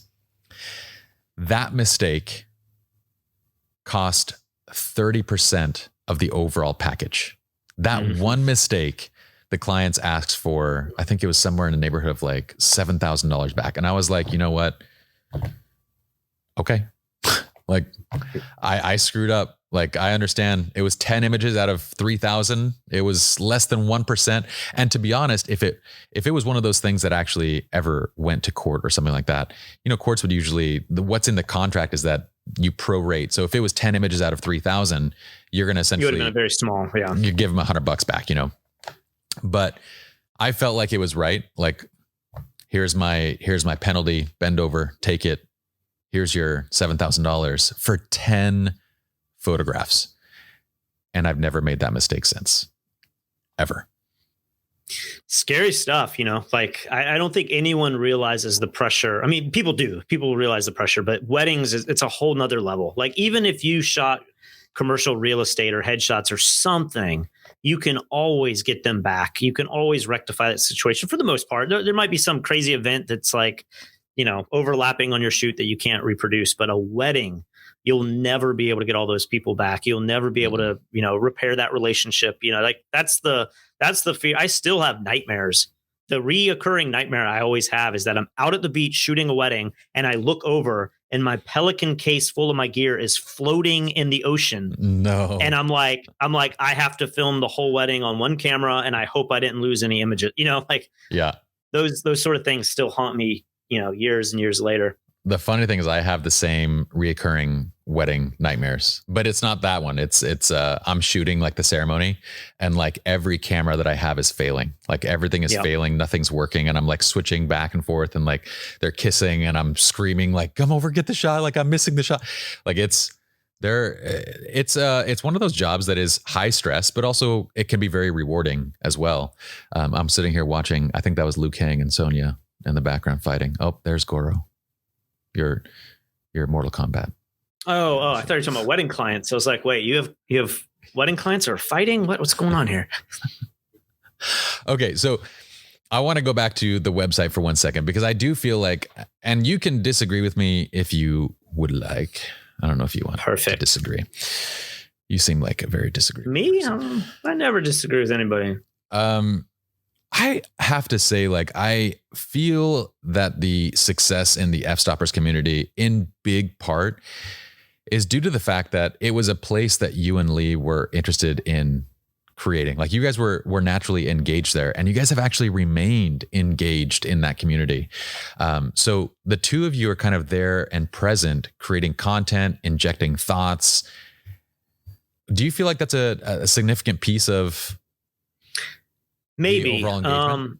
We definitely still engage quite a bit. We're still writing articles. We make all the YouTube content. So like we're definitely involved very heavily, but it's grown so much bigger now to where, I mean, there might be at any given time 20 to 40 writers that are all contributing their own sort of content. And, we curate stuff to make sure nothing gets too out of line. But at the same time, like a big conversation going on in America right now is kind of, censorship and freedom of speech and what platforms have the right to kind of censor stuff. And should you censor? Like it's a very slippery slope. And so we just always wanted any photographer that we felt like their work was good enough. I mean, we hire a lot of our writers not based on how well they write, but how good of a photographer they are, which is kind of makes some sense on one hand, but it's kind of a little bit backwards on the other. But I've always just wanted the best photographers to write what they're passionate about and write about what they're doing. And so because of that, there's just so much content that I've literally met people in person and somebody says, oh, they're with Fstoppers, and the people have no idea that we started Fstoppers. They just think like, oh, I'm a writer. I might be one of their top favorite writers of Fstoppers. And, it's kind of strange that before the first couple years, I think the side of Fstoppers had links to our Facebook groups, like our personal pages and our contact. Like I have so many friends and people that I follow and follow me from the first few years because it literally just was Lee and I. But now, the site's so big and has so many different contributors that I don't know if everyone's there because of us. I'd like to believe that's why they're there, but I feel more confident about that with the YouTube channel. I feel like, as the people that kind of started this ship as the original captains, I think there's something major to be said for being continually involved in the platform. Like the 20 to 40 writers that you guys have good high caliber writers and photographers. And these are usually writers and photographers, right? They're not just writers. Most of them are photographers that are trying to write, right? Yeah, they're not even necessarily great writers. We have to have like a code of standard to try to like keep everything in line. But like I just said, if you could have, Mario Testino write, but he's horrible at writing, I would be like, you still got to write. You're an amazing photographer. Like I want your voice heard. For sure. But it's hard to find people that do both very, very well. It is difficult, but I would think that a big part of the motivation that they get, because obviously writing is not one of those things that you're going to get paid money that changes your life. It's just, you make a little bit of money on the side type thing. So a huge piece to me that I see is the fact that when they write for you guys, they sort of get to associate with you guys. They get to be part of the team. They get to be part of a place where Lee and Patrick are still involved. And if there was any critique that I would level towards what we've done is that in doing like I have a lot of things that I do. And so I'm most of the time when my content goes up, it's a video that I create, but it's being ghostwritten by someone else. And I'm not directly involved in the site nearly as much. And you have a lot of so that's one of the big pieces that I kind of see as a difference in terms of like the level of engagement that you can get out of people. But I don't know if you think that that's a valid note. I don't know. Maybe you would know that better than me if you're saying a lot of your content's ghostwritten, and did you see more or less interaction because of that? I mean, I write all of my stuff. It takes a long time to do, and it's kind of, time consuming. But, I have failures. I have really long articles. Like everyone jokes, all the editors joke that I write the longest articles because once I get I have so much, maybe this goes back to college. I have so much anxiety about writing that I start just really trying to build it up. And then next thing I know, it's like a 4,000 word, essay. But, I've written stuff like that and it gets no views and no comments. And then I've written stuff that's, 1,000 words and it's got tons of comments. So yeah. I don't know. I mean, I feel like everyone's responded really well with the stuff that we put out there, but it's if I knew the answer to how to engage the community better, I think we would all be more successful, at least on the Fstopper side. Like, I don't know. I mean, it's like making a viral video. You're already doing it, man. I feel like you guys inherently understand this. Like maybe you're struggling to put this into words, but you're inherently doing it. I mean, you have community critique where you guys are engaging with the images that they're posting. You have ongoing videos where you guys are showing your guys' thoughts. You're staying relevant. You're staying and posting. You're engaging in something that you're actually still interested in. And that's what I feel like, part of the reason for me starting this podcast was I realized that I'm kind of, in some ways, losing my, I don't want to say passion because that's like too strong a word. The shine of like photography for me is kind of wearing off. Like I love photography still, and I like shooting, and I don't think I'm ever going to stop. But my thing is that I really want to be doing more than just photography in terms of like what I'm teaching, in terms of what I'm educating. Like what I'm passionate about is frameworks. So I want to create frameworks beyond just photography. So part of the reason of doing the podcast is because it's something that I know I can stay engaged in for the next decade, for the next however long. It's something that I'm truly passionate about that I can. When you say framework, are you talking about, are you going to have other types of people on the show? Or are you talking about like the deeper levels of photography, not the surface level, how to light? Or are you talking about starting businesses and just a much broader? I'm talking about a much broader sense. So like, if I were to relate this to Joe Rogan, because he's kind of the epitome of the podcast that is successful that everybody knows, Rogan kind of has his staple of comedians. Like that's kind of his bread and butter, right? Comedians that are on the show. His second bread and butter would probably be MMA. My bread and butter is probably going to be creatives. We're going to have a lot of creatives on the show, but I want to create and bring in people that are outside of this world to really create just interesting conversations around different topics. It can be politics. It can be everything. In fact, I actually wanted to bring you back. I figured for our first time on, I want you to be one of my regulars, but for our first time, I wanted to really have people kind of get to know you and what you've created. But I actually wanted to bring you back and talk about religion and politics. I think you have a lot of interesting thoughts on both those things. And they change every week. So depending on where you grab me at. So I've created a career for myself doing frameworks in photography. But before photography, it was actually language. So I created books and frameworks on learning Cantonese and Mandarin. Then it became creating frameworks around photography and business and all this kind of stuff. My next piece is relationships. And you know this because I've written this book at your house multiple times. But I want to start stepping into just broad frameworks that help people to take complex subject matters and make them simple. That is an area that I feel like I can remain engaged with. And I feel like as long as I can be engaged in a community, I can build a community. But that to me is the critical piece. The fact that you guys are still putting out very interactive content. You guys are engaging with your audience. You're visible and present. People know your voices. That to me would be the special sauce of Fstoppers. And everything else, I feel like you've kind of built the website and everything around that. Yeah. So now is your chance to disagree. No, I agree. I just think there's certain levels, like we were talking about tutorials earlier, and we've made communities on Facebook, which it's not the best platform, but it just kind of works because everybody's there and everyone checks Facebook every day. So it's very easy to stay connected to any kind of conversation, maybe more so than any other platform.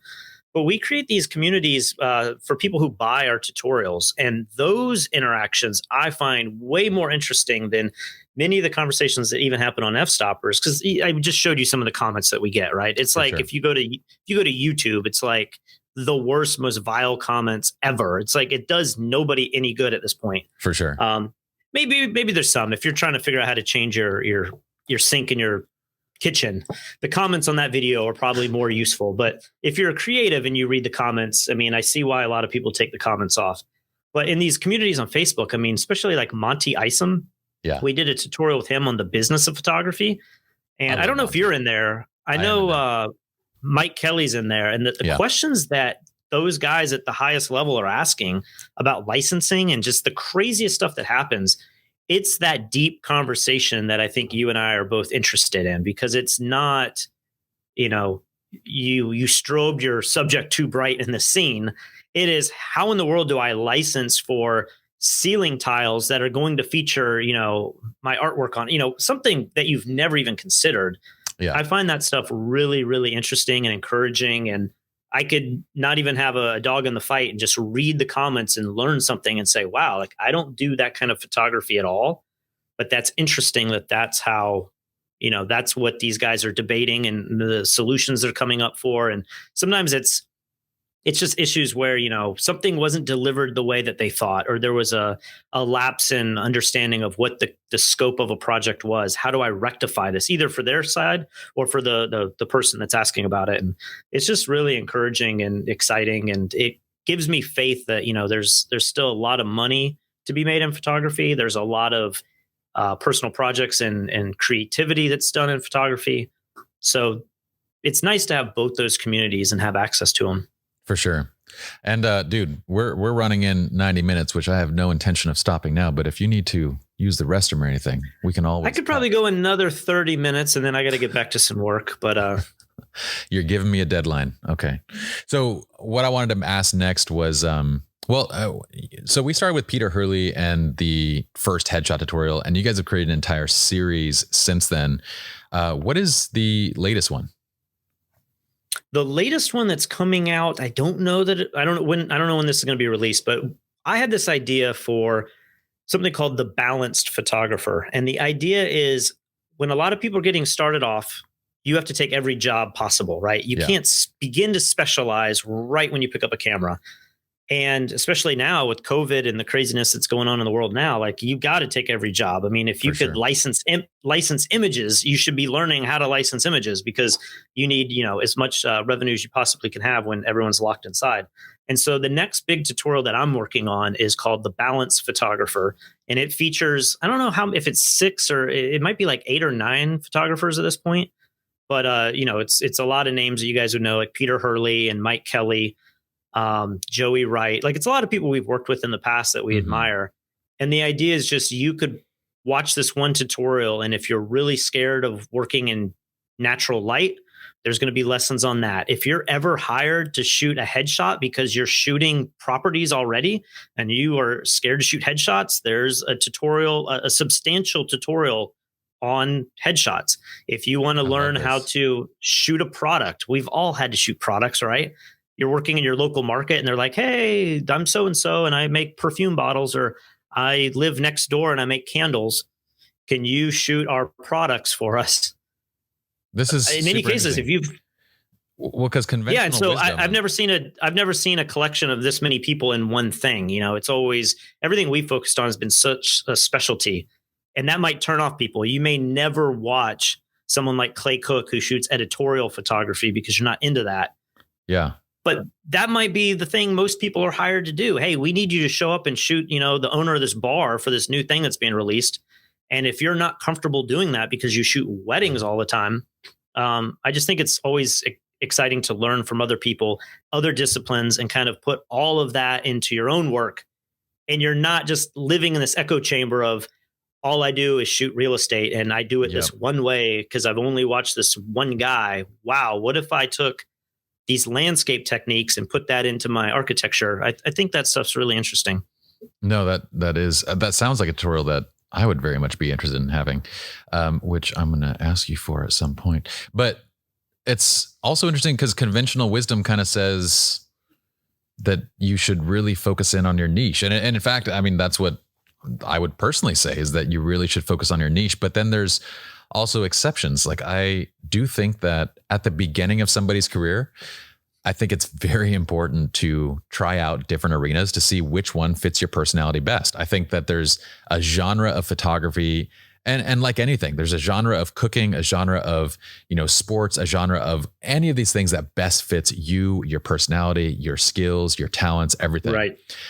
And then the second time to revisit the idea of doing more is during a recession, when, hey, if I can't get enough of one particular type of work, then you should be accepting other types of work until you can get back to that niche that you want to focus in on.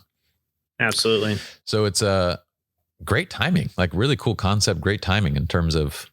It's funny because this has been in production for a long time. I mean, you imagine filming this many people. It's it's been a work in progress, and then COVID kind of ended everything because we couldn't, wrap up the way we wanted to. But we have everything now. I'm actually editing a promo video right now for it, so hopefully that will be out in the next month, maybe a couple weeks. I'm not sure the release date on this, but it's. Well, we can probably for sure link to it. Well, we'll link. Yeah. I'm excited about it. It's something different. It's kind of like a greatest hits in a lot of ways of some of the stuff we've done with some new twists and some new material. But I think it's really cool. And like you said, when you're first getting started off, you kind of need to do a little bit of everything.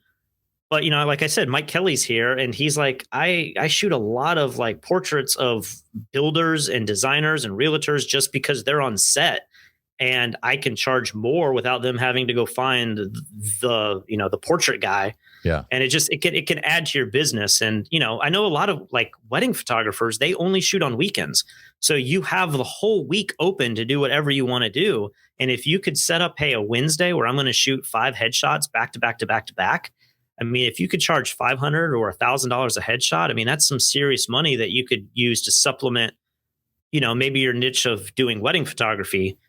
So it's good to learn others, tricks and tips. Yeah. But it's also good to just supplement what you're doing. And, you might stumble across something. And how many photographers have you known where They started into drone photography, and they're like, this is actually my passion. And I had no idea because I was shooting cars, Totally. whatever it is.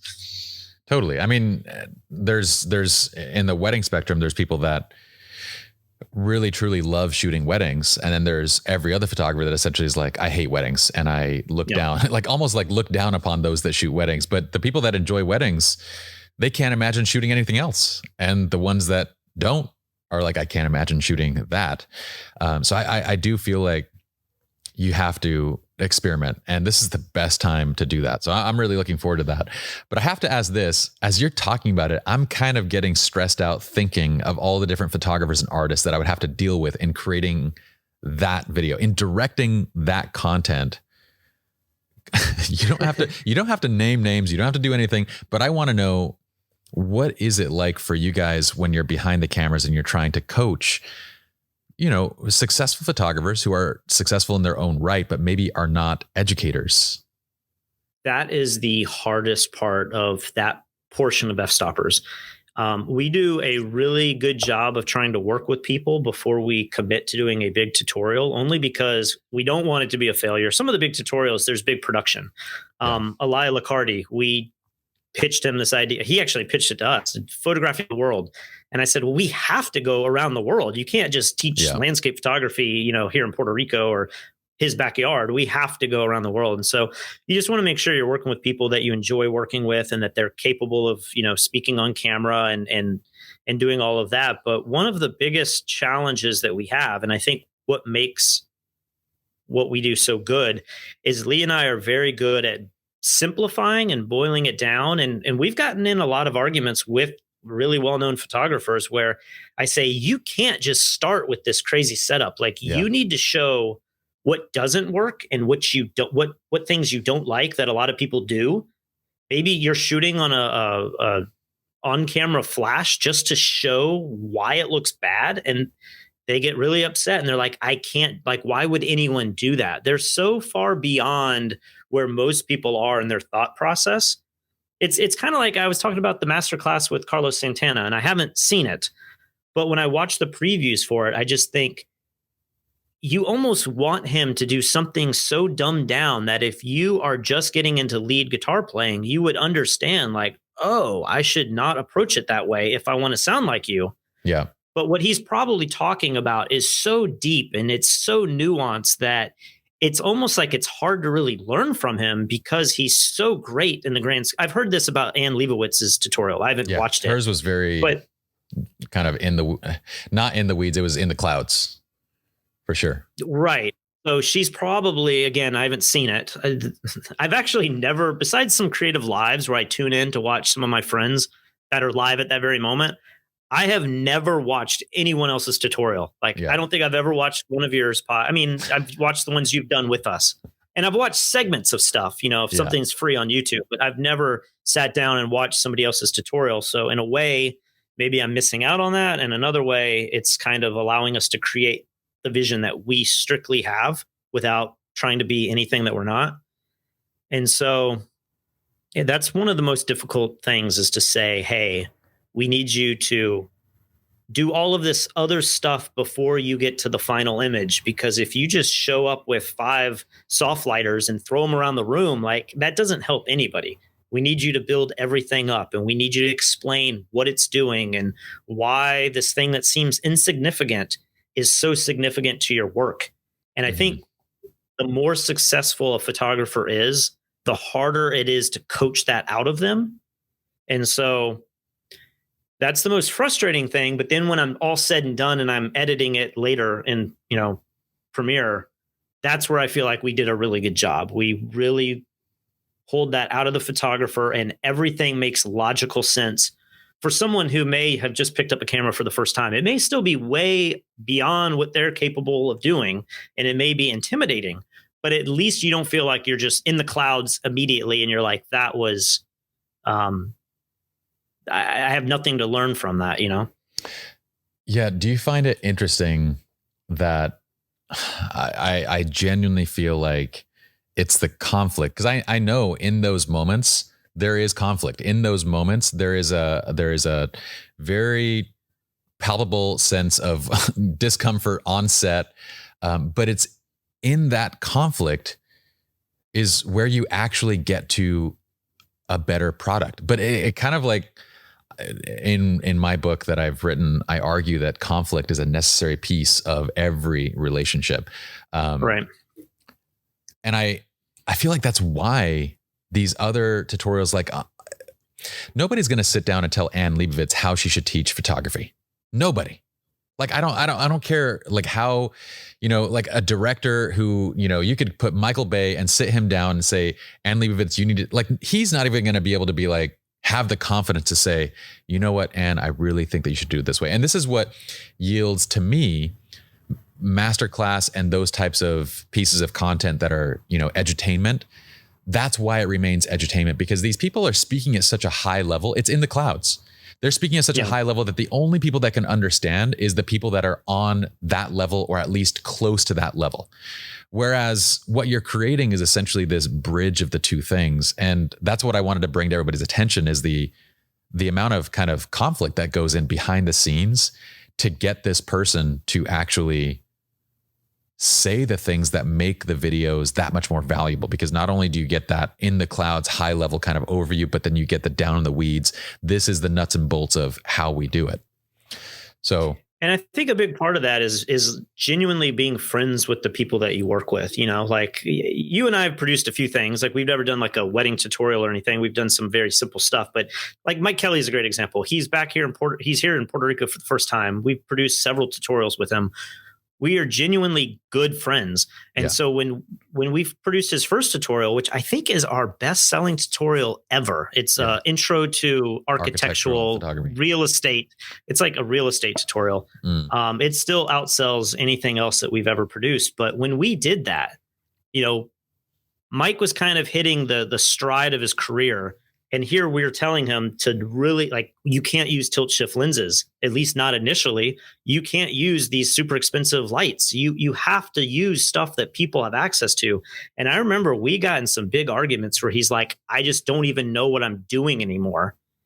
And I think for us, it's becoming friends with people and allowing them to open up to where they feel comfortable sharing. I mean, Peter Hurley has a great example of this. The first video we ever produced with him, he was telling himself, what is the one thing that I have that I cannot share with anybody? And it is how to pull expressions out of people. Yeah. I will show Patrick and Lee everything I do, but I can't really disclose that because I don't want everyone stealing that from me. And it took, becoming friends with them. And then we said, let's produce this tutorial. It's all about the one thing you don't want to share with people. Yeah. And, now we all have a great working relationship. We worked with Peter many, many times. And, there's still some of those ego things. And I'll admit, I'm sure Lee and I have an ego too now doing this so long. There's those times where you butt heads, but it's almost like being in a band, like you have to be willing to listen to the drummer and listen to the producer who's not even in the band tell you maybe some new direction you should try. Because once you find that formula for success and you're just calling it in, and Bon Jovi used to be one of my favorite bands. I'm sorry if this ever gets back to John Bon Jovi, but when you get to the point when you're like, man, the last 4 records, they just all sound like the same record. It doesn't feel like anything really new is happening there. One of my favorite artists of all times is Ryan Adams. Yeah. And he will produce an album. Every album sounds totally different. One sounds like the Grateful Dead. The next is a pop record. The next one is an indie punk record. Another one is an acoustic record that's just him. I really appreciate that. And I feel like, a lot of what we do, I try to always go back to that and say, we can't keep doing the same thing. If we want to work with somebody again, we need to find something else that they've never shared, or maybe share a part of their career that they've evolved into that's different. And so those are kind of the challenges that I feel like I deal with working with other creatives kind of in the capacity that we do. Well, I get to spend quite a bit of time with you and Lee outside of COVID years. But one of the things that I've watched and observed is you guys very fluidly allow for conflict and you work through it very easily. Both of you state your opinions. You can tell that there's respect between the two of you. And I would imagine that kind of translates to the people that you work with. It's very clear there's respect, there's a relationship there, but you also state things very openly. And that's kind of one of the things that I really loved about both of you is I know what's on your mind because you say it, like you say what's going on. But that is, to me, what gets you in every case, a better product, a better relationship, a better end result, better music. Did you see the Queen documentary film? Which one is that? The like legit recent film. The Bohemian Rhapsody? Bohemian Rhapsody, yes. Yeah. So, when Freddie Mercury leaves the band and he leaves to go and like create his own music, and he basically says the exact thing. He's like, later he comes back to the band and he's like, yeah, I went and I left and I had a bunch of people around me that just created the music that I wanted to create.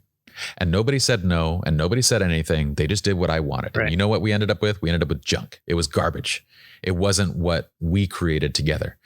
So there's something about that process that is so inherently important to partnerships, relationships, everything, that I feel like it's interesting to call attention to. Well, it's interesting with relationships. I mean, you can speak more on this than me because you're now writing books about it. But the conflict, if you're not openly speaking to your significant other, your wife, your kids, like anyone that you have a relationship with, you just start building these little animosities and you start like wanting to not share a part of you with them. For sure. And I think that's just a very dangerous place to get because eventually it will boil over, and maybe the boiling over is way worse than if you were just upfront about it, at the beginning. But it takes a sense of swallowing your pride to be able to communicate with people in that way. And, some people, like I've dealt with this in my career, some people, they find that to be kind of too honest and too offensive, and they're not used to it. They're not used to somebody. I mean, I'm not very difficult to communicate with in general, I don't believe, but you sometimes get those people that are, brutally honest. And sometimes it comes across that they're just vindictive. They're trying to say something to kind of jab at you, but then there's genuinely people who just say it like it is. And if you're not used to receiving that kind of information, it can be difficult to accept, but there is an honesty there that I think is important to have, and to appreciate. 100%. I mean, we'll save the majority of this for next time I have you on, but in that realm, I mean, there's tons of different kinds of like ways to approach conflict, right? Most of us think of conflict as like fighting or yelling, but when I'm producing content with you guys, when we're out and filming in Puerto Rico, I observed it from just the standpoint of like, hey, we should go to downtown San Juan to go and film this. And then the other side, I think it was you that proposed that. And then Lee was like, why would we need to do that when we can just film something here? And so it's a very like matter of fact, open discussion that goes back and forth. And usually one person's like, yeah, let's just do this. Or, you kind of, so you have fighting matches, but you don't have to fight to be able to resolve conflict. But what matters most in conflict resolution is that both people approach it in a similar manner. Like, it's tough to be objectively good at conflict resolution. I mean, people that are objectively good at this are professionals who have spent years training on conflict resolution. None of us have that kind of experience. So what matters more, Tony Robbins and it's all the motivational speakers who have made a living out of it. Professional negotiators, Tony Robbins, all these people who make a living out of like this thing. Most of us kind of just are at equal levels of suck in terms of conflict resolution, but we have different approaches to the way that we do it, right? Some people are very vocal. Some people just state things matter of fact. Some people like to yell and scream. So it's more so that two people approach it in a similar manner. If one person is just like, I just don't voice conflict at all, and the other person's like, I just state things that bother me, they're going to butt heads and they're going to be like, neither is going to be able to understand each other. And you're absolutely right. The resentment starts to build and you start to hold things back from each other. So anyway. Have you ever been friends with somebody who is one of those screaming in the streets type of people with their relationships? Yes.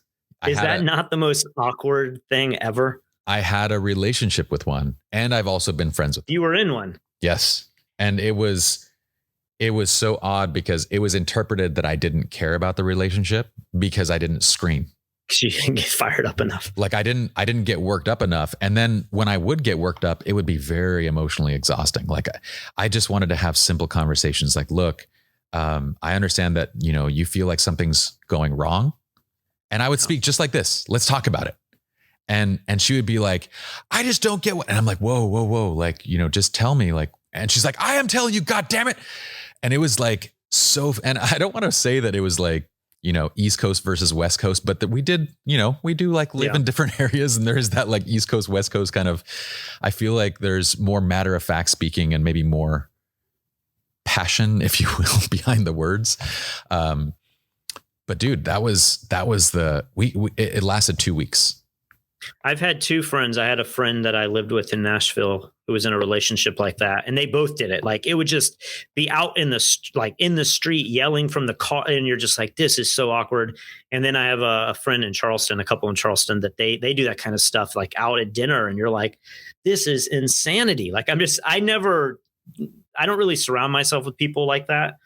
And if I see that kind of behavior, I'm kind of typical to be like, I'm not going to really invite you out again. I'm going to kind of distance myself. But, it makes for great reality TV.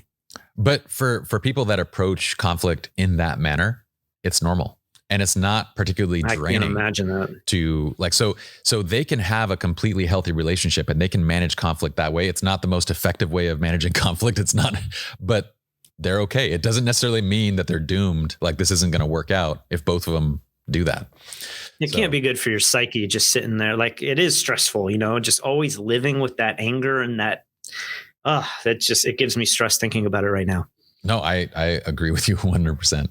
Well, dude, it's been close to 2 hours. I super appreciate having you on. Thank you for being freaking the first person.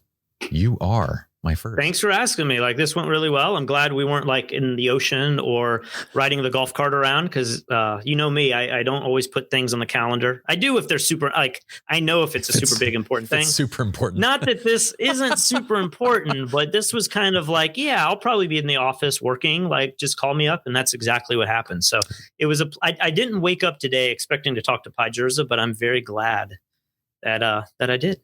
One day, this will be super important to you. One day being on my podcast will be super important for you. I'm sure Joe Rogan's first guests didn't think anything of it, and now they're on a waiting list to get back on. I actually went and watched his very first episode. It was pretty funny. I won't get into that now, but I'm gonna let you go. You hit your workday. For everybody that's tuning in, be sure to check out fstoppers.com. We'll link up all the info, but absolutely fantastic tutorials, education, everything. I love what you guys do, and can't wait to have you back, man. Can't wait to have you back down here. All right, brother. We'll see you next time. All right, man. See ya.